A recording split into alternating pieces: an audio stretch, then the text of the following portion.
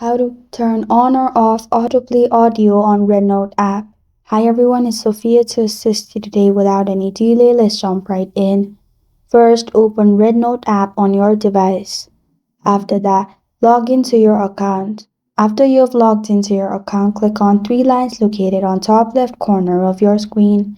Then you'll find Settings on bottom left corner of your screen.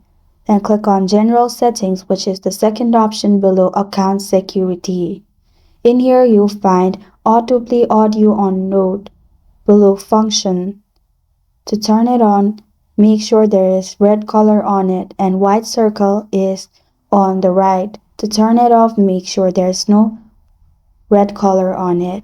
And that's how to turn on or off autoplay audio on REDnote app. Thank you for joining me today. If this video helps you out, please leave a like and subscribe for more. Got a question or want to suggest a topic? Comment below. I am Sophia signing off. Until next time.